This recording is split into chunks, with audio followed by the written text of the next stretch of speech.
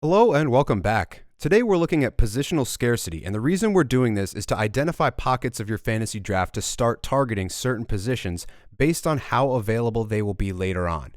So this is an exercise I've done in previous years, so let's see how that logic holds up when we're looking at 3-year average metrics. So that's what you're seeing on the left, 3-year average goals, assists, points, and point per game average, and their current ADP according to Yahoo. It is still early, so these ADPs will change, but on top of all of that, what you see on the right is the breakdown by position. So the number of players in each position, and then how many players at each position are a point per game average over the last 3 seasons, and what percentage of these amount of players are point per game. So 11% of the center left wings are point per game players, and we'll get into that in a minute. Now, the first thing that I noticed when looking at this graph is the D. There's 250 D. There's only 3 point per game players. And those guys are the usual suspects. So as we bring this up, Cale Makar, Roman Josi, Quinn Hughes, it is worth mentioning that Adam Fox is 0.95 points per game over the last 3 seasons, so he's right there. As a Rangers fan, I had to throw that in there. But nonetheless, these are the guys that are the studs in fantasy defense. I would also make a note of talking about Rasmus Dahlin because he may not be a point per game guy because of some of the, support that he's had on Buffalo, but he is one of the top 5 most complete players in fantasy. And when you look at some of these D, one of the things that I like to look at is shot volume. Josi last year was at 3.26. Hamilton in a shortened season was 3.05. Makar was 3 shots per game. Dahlin was 2.9. So incredibly complete for Dahlin. 2.9 shots per game is really good, and he's not quite there in terms of a 3-year average point per game, but he is consistently an offensive producer right around a point per game. So there's maybe 5D that you would want to target in that first or second round range. You can see the ADPs here. Cale Makar goes pretty early at 10. Josi at 25 is really great value. Quinn Hughes at 23 is really great value. Dahlin, if he's anywhere in that range, that's great value. I would assume that these ADPs are going to change and that those numbers are going to go down. And you're going to have to get these guys in the second round. So that's my guess going into this year. We'll see how the mock drafts play out as we continue on. But as we move forward, the next thing that I wanted to notice is obviously the centers. There's a lot of single position centers who are point per game guys, 9 of them. These are the 9. One of the things that you can notice here is there is some value here at the bottom. So you've got Zibanejad at exactly a point per game over the last 3 seasons, 81 points. He's a power play beast on top of that. He is a goal scorer. He has hit a 40 to 50 goal pace in the past, but not continued that over an entire season. He's going at ADP 64, which is absolutely insane for a guy who's cemented on that top power play, and it's a top 5 power play in the league. So this is a guy I'm definitely looking at if he's going anywhere near that ADP. I would obviously assume that number will drop as well. Robert Thomas at 111 might be your best value. And this is what we're talking about when we say push centers back, because if you can find a guy like this who's a point per game guy at 111, that's going to fill in some nice positional value for you in terms of assists. Obviously, there's not a lot of goal totals here, 21 goals, 55 assists, 76 points, and he's averaging around 76 games per season. So he's injured a little bit, but not crazy amount of injury history. But what you're going to get out of him is really good assist metrics. He is, I believe, still on their top power play unit, so you do get some power play points there. This is why we prefer goals over assists, though. Look at the top guys. Austin Matthews, 56. You got McDavid at 47, McKinnon at 42. Braden Point averaging 42. He hit over 50 last year. He is due for some regression. He was shooting 23% last year, so that should come down. But even with that, he's around a 42-goal scorer over the last 3 years. And we do prefer those goal-scoring wingers also, and we'll get into that as we move forward. But these are the single-position centers. If we bring in the dual-position guys, this is where things get a little bit more interesting because now we have to start talking about multi-position players. 15 total centers, including multi-position guys, are point per game average players over the last 3 seasons. So you do get a lot of those usual suspects. In comes Sebastian Aho, who's now dual eligible this year. 79 points on average. He plays most of his games. That's really good to see. You also get guys like Stamkos. This is going to be a little bit of a pump the brakes kind of situation for me. He's been a power play merchant for the last several years on a very, very elite power play, playing with Kucherov right on the opposite side of him, getting those pucks from Kuch and then cranking them from his office. Stamkos comes over to the Preds, and we'll have to wait and see where he fits on that power play. I'm assuming they're going to put him right back in his office, but it is a new power play. It's his first time with a new team in his entire career, so there might be an adjustment period. So this is a guy that I might fade a little bit, but at that ADP, there's really not a lot of risk in terms of what he's been able to provide the last 3 seasons, averaging 90 points over that span. You do get some other guys in here, and we will talk about them as we move forward. JT Miller, he's one of the most complete players in fantasy, and to get him at 11, that's what you're going to have to pay. Same with Jack Hughes. He's been a point per game, 1.2 point per game player. He just hasn't stayed completely healthy over the past 3 seasons, so he doesn't have those raw point totals, but he did hit 99 points 2 years ago, so he definitely has it, and this would be a year I would expect him to break out in a big way. More cemented in that offense. He's got his brother there. He's got a little bit, I don't want to say a better supporting cast because they just brought back Tatar and they got rid of Toffoli and whatnot, but Timo Meier did step it up at the end of the year, so I do expect big things from Jack Hughes. And then Leon Draisaitl is probably your best center left wing target. Now, as we just look at the center left wings, these are the guys. These are the 3 guys that I just talked about. You also have Pettersson, who is technically a center left wing this year in terms of Yahoo positional rankings or whatever they're labeling him as. Excuse me. But what you do see here is all these guys are very elite. So Pettersson, every one of these guys is mid to above mid 30 goal pace. Jack Hughes should be higher than that. You see the talent, you see his goal per game metrics at different stretches. It's just the health. He had a shoulder injury that he was dealing with last year, so he didn't necessarily have the opportunity to score like he normally does. But all of these guys are big goal scorers. Most of these guys are pretty good shot volume guys as well. And then on top of that, you get the raw point totals, especially if you're looking at a guy like Draisaitl. That's why he goes so high in drafts. Now, when we look at the center right wingers, there's 2. So this is a very important position to understand. These are the 2 guys that you want. Reinhart is probably due for regression just based off of what he did last year and the fact that they're coming off a very short offseason, but he's still averaging 40 goals, 41 assists, and a point per game. So even with that, he's a noted goal scorer. He is on their power play. Obviously, he's going to be getting you a lot of power play goals, power play points. But then you look at JT Miller. He is one of the most complete, top 3, top 5 most complete players in fantasy, especially if you've got face-off wins. He hits, he blocks shots, he does a little bit of everything, good shot volume, and then averaging 95 points over the last 3 years. He's going at ADP 11.4, so you're going to have to pay a premium to get him, but he is worth it. Over the past number of years, he's proven that over and over again. Sam Reinhart, JT Miller, those are your 2 center right wingers. Now, as we look at the other dual position players here, the left wing, right wing, there's 1, and it's Matthew Tkachuk. So 1 in terms of point per game guys. There's obviously more than that in terms of dual eligibility, but 1.25 points per game. You know what you're getting out of Matthew Tkachuk. You're not quite getting Brady Tkachuk's hit totals, but you're getting some hits. You're getting power play points, power play goals. You're getting 36 goals on average over the last 3 years, 64 assists, 100 points. And that does bake in his incredible season with Calgary. So that is worth noting because that was 3 years ago. But with that said, he's still at least a point per game player over the last 2 seasons. So this is definitely a guy. And that's why he's in the first round, 9.8. You're going to probably have to get him a little bit before that. I would imagine this would come down as we get closer to draft season. But in terms of positions and where to target guys, as we look at we'll look at the entire left wing picture right now. So when you combine the single position left wingers, the center left wingers, the left wing, right wing guys, we do have Gabe Landeskog here. He only has 1 season in the last 3. And he's coming off that 2-year absence, so I don't expect him to be anywhere near this point per game total. But I did want to put it in there just to have this on your radar, that the last season he did play, he was extremely productive. 59 points. He did not play a full season, so he played obviously fewer games than that. I think it was like 56. But he was very productive and extremely complete. He was a top 5 completeness player in terms of the player hub. I noted that a couple years ago, and then obviously he had the injury trouble. So now that he's back on the radar, there is no ADP for him right now. I don't know where he goes. I wouldn't pay a premium on him, but if he falls into that 8th, 9th round range or something like that, where you're not going to take a huge risk drafting him, I would look at him just because he's probably going to factor in, if he is healthy, he's going to factor in on that power play.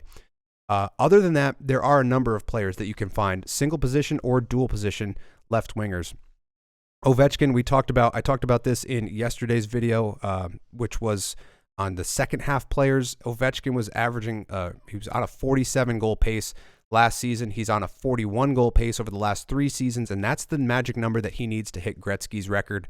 So this is a guy at 44 ADP is crazy. I would definitely take him way before that.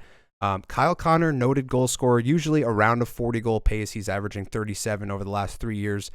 Same thing for Gensel. Gensel comes to a newer team. This is a tough call because he could get an increase in point production playing with Kucherov and Point and obviously Hedman and the guys that they have there, the championship pedigree, but on this, the same, by the other end of the coin or whatever you want to call it, he is coming to a new team. He didn't have a problem adjusting to Carolina, but he might, have a little bit of a stumble off the beginning of the season trying to get adjusted and acclimated down in Tampa, but he is consistently producing points and scoring goals, 35 on his 3-year average and over a point per game. So this is a guy that you should be drafting in this range. This is the 3rd or 4th round if you're in a 12-team league. Philip Forsberg is a guy that is definitely worth your draft pick here, even at 19. The only issue that I have with him is his ability to stay healthy. He's usually playing around 65 to 70 games a year. You would prefer, if you're drafting a guy there, that he plays a little bit more than that, but excuse me. This is a guy that I've gone to a number of times. I had him last year. He was an incredible value pick.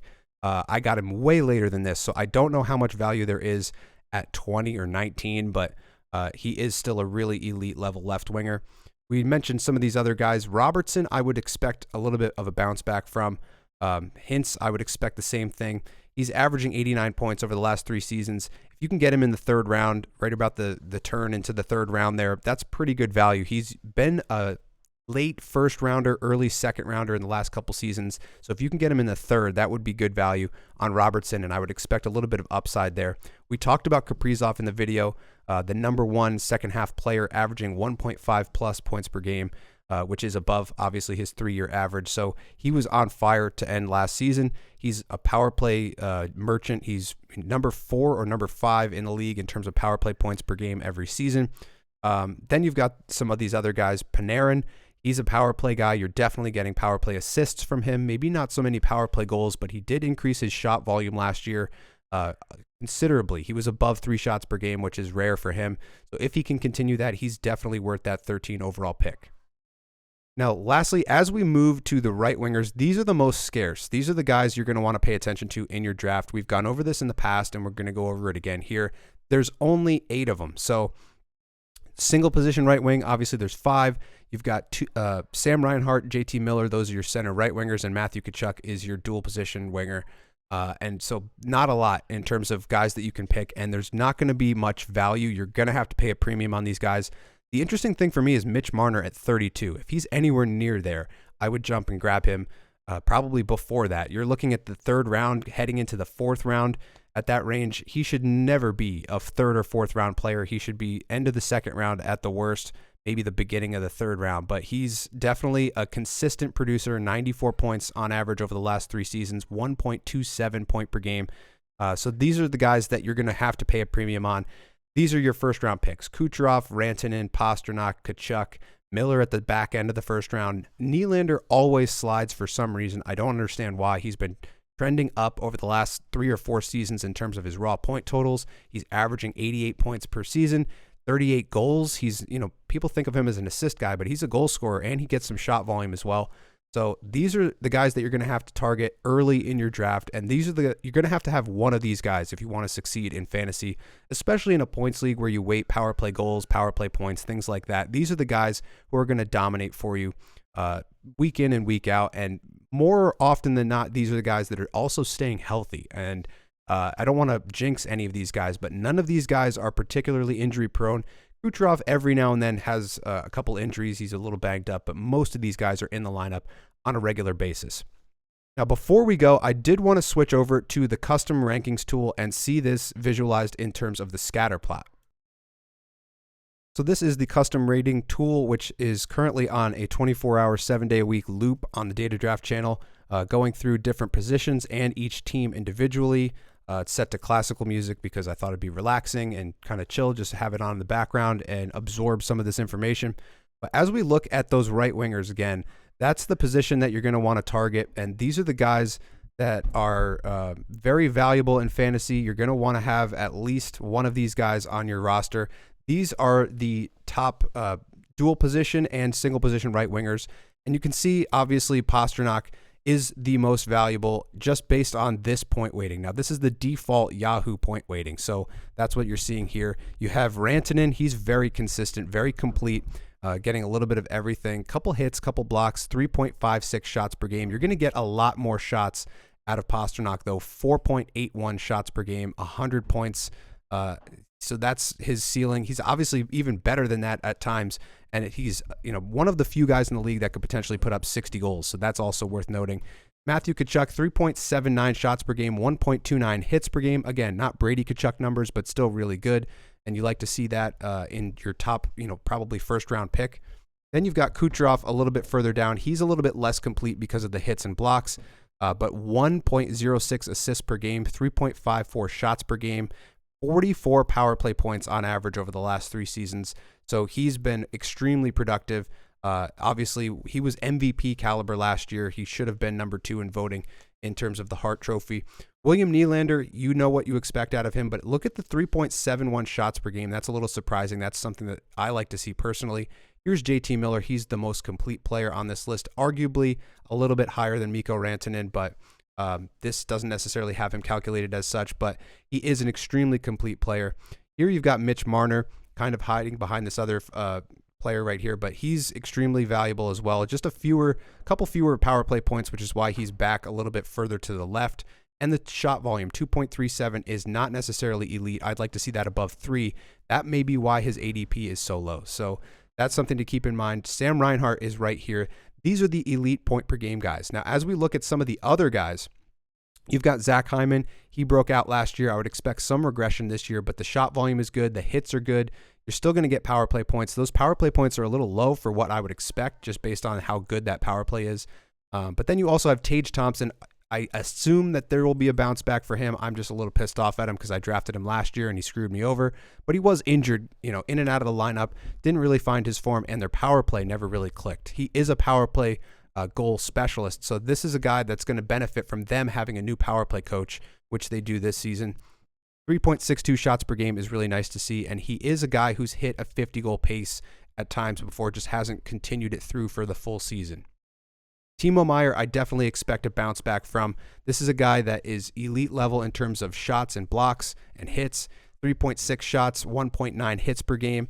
The power play numbers were a little low because Toffoli was taking that role last year, but he should factor in on the power play this year, and that is an elite power play. They should be top 5 in the league this year. This is a guy, if you can find him, at ADP 72, that's absolutely insane. I would imagine he goes at least 40 spots higher than that as we get closer to draft season. As we look at a couple of other guys here, Kempe, very consistent. He's going to be one of the LA Kings' top options in terms of power play guys. 3.12 shots, 1.44 hits per game is nice to see as well in terms of completeness. ADP 43 gives him pretty good value there. Jesper Bratt is another guy on New Jersey that should benefit from that power play being so elite. Shot volume a little bit lower at 2.8, but he is really productive, really good 5-on-5 player, and he's very consistent year over year. Got Jordan Kyrou. I've already gotten questions about him. I love the shot volume at 3.25. The point totals are pretty good, 71 points, 78 games, so a little bit below a point per game.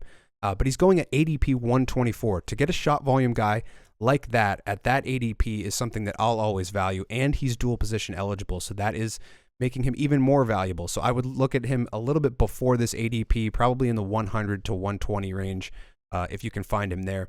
Clayton Keller, we mentioned him in the last video. This is a guy who's very consistent around a point per game, 75 points, 75 games, thereabouts, just slightly under a point per game. The shot volume is a little bit low, but not bad, 2.82 shots per game. No hits or blocks to speak of, so that may be why his ADP drops a little bit. Then you've got DeBrincat down here. He's potentially, I've seen reports that he's going to be on the top power play, but he did spend time on the second unit last year, so we'll see how that factors in because that's going to be important in terms of his fantasy value. You can see 24.5 power play points over the last 3 years.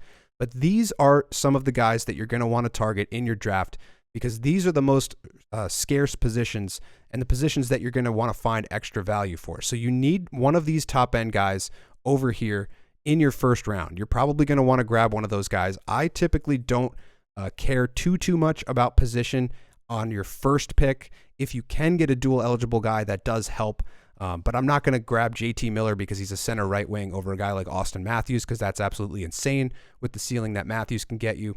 In terms of our center picture, it's the usual suspects. You know who's going to be on this list. And then we can just visualize it in terms of how these guys break out by the standard Yahoo point weighting. McDavid way above the pack over here. You've got McKinnon a little bit more complete. 5 shots per game for Nathan McKinnon. I believe that's number 1 in the league. Pastrnak usually at that pace as well, but a little bit below that over the past 3 seasons. You've got Austin Matthews right behind him, 4.49 shots per game, a hit per game, and a block per game for Matthews. He's been really good in both of those metrics the last couple seasons, and obviously he scores a bunch of power play goals as well. And then here you've got Leon Draisaitl. So these are the 4 guys that you have to target in the first round, and you should not really think too much about position when you're drafting any of these guys in the first round. Once you get past that, then you start thinking about position, and some of these guys are a little bit more valuable than others. I would put Stamkos a little bit further down on my list. I'd put Crosby right about there, 6, when you drop Stamkos down. And then some of these guys, Brady Tkachuk, we haven't really talked about. This is a guy who isn't necessarily, he didn't have a great offensive season last year. He was very frustrated at times, but you obviously know what you get out of him. 4.32 shots per game, 3.3 hits per game. You're never going to find that in any other kind of player, and he's dual eligible. That's why his ADP is 7.8. He's extremely complete for hits and shots. Not a lot of blocks, but you do get the hits, the shots. You get the goal totals, 34 on average over the last 3 seasons, and the point totals. He should be closer or above a point per game. He's a little bit below that, 74 points in 80 games over the last 3 seasons. So this is a guy who is in that top level tier because of the fact that he hits and shoots that much.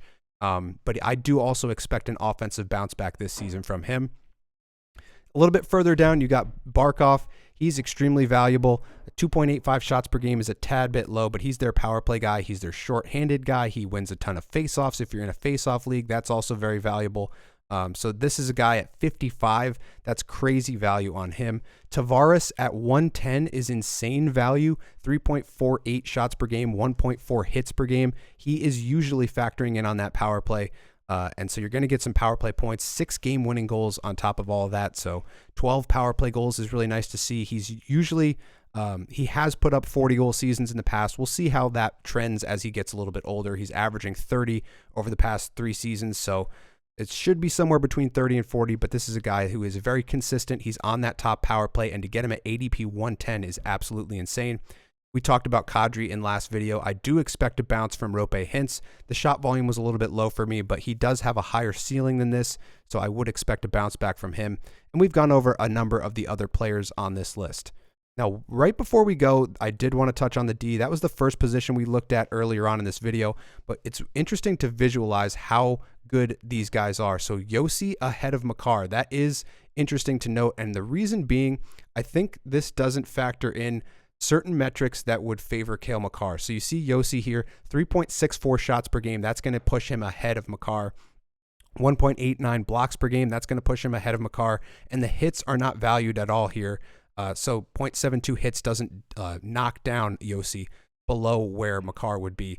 You got 4 game-winning goals, 9 power play goals is excellent for a defenseman, and then he's averaging 80 points over the last 3 seasons and 21 goals. That's elite-level goal production. When you look at Cale Makar, it's a lot of the same in terms of the goal numbers, 22 goals on average, 80 points on average, 4 game winners on average, a little bit less power play goals, 7 instead of 9, but you get a little bit lower shot volume at 2.97 and a little bit lower blocks per game at 1.55. And on top of that, the games played, 71. That's the main reason why he's below Roman Yossi in this scatter plot. You look at Yossi, he's averaging 76. That extra 5 games plus the point weighting up here is the difference in the numbers. So these guys are both elite level. You're going to want to grab one of them at the end of your first round or the beginning of your second round. You do need those 2 elite power play quarterback defensemen. And if you can have one of these guys at the top end, you're going to have a really nice team as you build it out throughout your draft. Hedman, very complete up here. He's the power play guy now that Sergachev's been shipped out, so you should expect some better power play numbers. The shot volume is a little bit low, but he does hit a little bit, and he blocks some shots, so that helps with his completeness. Uyghur is the interesting case study here. Is he going to be the power play guy? 15 power play points in around 2 to 2.5 minutes of power play time on ice last year. Really good in terms of, per 60 number in terms of his power play production. 20 goals is also elite level. That's probably why he's so high on this list. Goals are weighted at 6 by the Yahoo default point weighting. And then as we move further down, Adam Fox, you know what you're getting out of him. The assists, 59 on average over the last 3 seasons. He did increase his goal totals. So that's kind of impressive to see. He's averaging 1.92 shots per game. I believe he increased that a little bit last year, but he also scored a couple more goals, which brought up his average. That's nice to see because he was usually a 10 to 11 goal guy and mostly doing it with assists on the power play. So this is a guy you're going to want because he's quarterbacking one of the top 5 power plays in the league. Speaking of assist-heavy power play D, Quinn Hughes turned into a shooter, especially at the beginning of last year. If you look at the 3-year average of shots per game, it's 2.2. But if you look at the last year metrics, they're a lot higher than that. So Quinn Hughes had a coming-out party in terms of his shot volume and goal-scoring production last year. I would expect that to continue this season. I just do wonder how Vancouver is going to fare without Thatcher Demko to start the season. So that'll be something to factor in as we move closer to the draft. Dahlin, I've mentioned, is one of the most complete defensemen in fantasy. The 1.76 hits, 1.58 blocks, 2.76 shots per game average over the last 3 seasons. He's usually around 3 shots per game, and he's between 1.5 to 2 hits per game, which is really nice to have on your roster. I would definitely pick him before this 33 number ADP. That's really crazily low. But speaking of very low ADP, I went over this in the top breakouts playlist on my channel. Noah Dobson was the number 2 player on that list. He broke out in a big way. You could argue he's done this before, but he was the number 1 option in terms of the Islanders' power play, and he cemented that role very early on in his career. So now that he's got that, he's locked it up. There's nobody challenging him for that. 21 power play points over the last 3 seasons, 3 game winners, 3 power play goals, 2.5 shots per game or thereabouts, and he's blocking a ton of shots. The Islanders are one of the best shot blocking teams in the league. So you're going to get a lot of shot blocks out of all of their defensemen, and he's the number 1 guy. To get him at 67 is absolutely insane. I would definitely reach up further, ahead of this, maybe get him in the 4th or 5th round if you're looking to grab Noah Dobson. He's very complete, very good shot blocker, not a ton of hits, but you're getting an elite power play quarterback right now. Now, one guy you're probably looking at right now and wondering why he's so low is Evan Bouchard. Again, this is a 3-year average, and he didn't take that power play over until midway point or after the trade deadline 2 years ago. So about half of this is incorporating that power play time. So that is worth noting. He is a guy who I expect to be a point per game defenseman, power play heavy, good shot volume, potentially really good goal totals, especially on the power play. This is a guy who should go much, much higher. That's why his ADP is 20, and I would say that's probably fair for a guy quarterbacking one of the best power plays in NHL history. This is probably a guy who is, you're not going to want to look at this 11 number. You're going to want to look at the ADP and factor in more of last year's numbers as opposed to 3-year average. But that's how this is sorted, so that's how he is ranked here. And then there's a couple of other guys who are pretty good value down here. John Carlson could still be the power play quarterback, even though they brought in Chikrin. He's been quarterbacking that power play for a long time. You've got Charlie McAvoy down here. He's very complete, 1.8 hits, 1.9 blocks per game. The shot volume is a little bit low for me, and the power play numbers could be better, which is probably why he's down here. But this is just a look at some of the guys that you want to target and why you want to target them based on positional scarcity. I hope this gave you some sort of insight that'll help you in your draft. I hope this didn't drag on too long, and I hope you'll be back for some more pre-fantasy draft content. Thank you all for watching, and I'll see you in the next one.